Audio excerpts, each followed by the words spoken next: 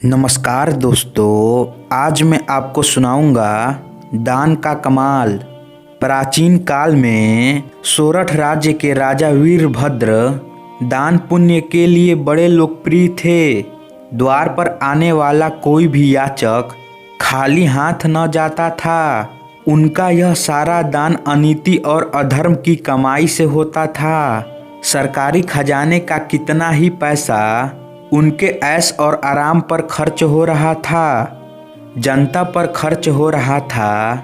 जनता कर भार से दबी जा रही थी। मौका देख पड़ोसी राजा ने सोरठ राज्य पर चढ़ाई कर दी। दुर्ग को चारों ओर से घेर लिया गया, पर कुछ दिनों बाद वे दोनों शत्रु के बंदी गृह से निकल भागे। प्राण रक्षा के लिए इधर उधर घने जंगलों में भटकने लगे।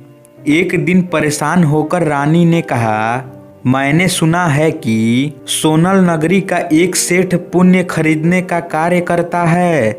आप तो जीवन भर दान देते रहे हैं। यदि आप भी सोनल नगरी जाकर अपने पुण्य का एक अंश बेच दे तो उदर पूर्ति का साधन तो जुट ही सकता है। राजा ने रानी का प्रस्ताव स्वीकार कर लिया, पर उसके सामने केवल एक ही समस्या थी कि रास्ते में कई दिन लगेंगे, अतः भोजन की क्या व्यवस्था होगी।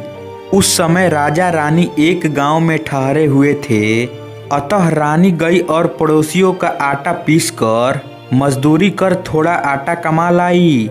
आटा एक पोटली में बांधकर राजा वीरभद्र सोनल नगरी की ओर चल पड़े।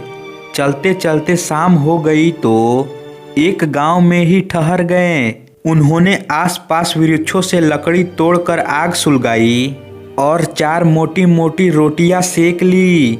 भगवान का भोग लगाकर ग्रास तोड़ने ही वाले थे कि एक भिखारी रोटी मांगता हुआ वहां आया और बुरी तरह गिड़गिड़ाने लगा।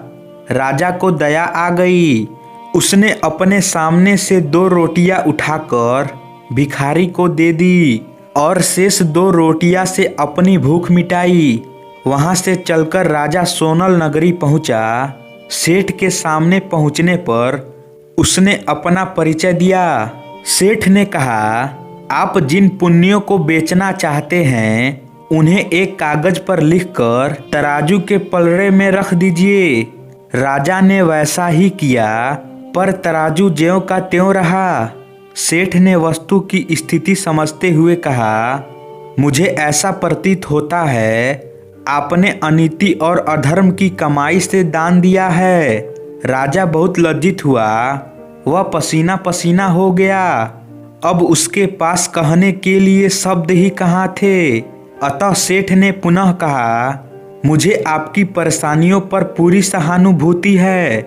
आप किसी ऐसे पुण्य का स्मरण कर ले जो ईमानदारी से अर्जित कमाई द्वारा संचित किया गया हो।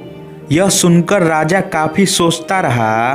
फिर उसे पिछले दिन की घटना याद आई, जब उसने अपने हाथ से रोटी बनाकर भिखारी को खिलाई थी। भिखारी को रोटी दान में देने की बात एक कागज पर लिखकर उसने तराजू के पलड़े में रख दी। तो दोस्तों, आशा करता हूँ यह कहानी आपको अच्छी लगी होगी, तो इसे लाइक करें और हमारे चैनल को सब्सक्राइब करें। धन्यवाद।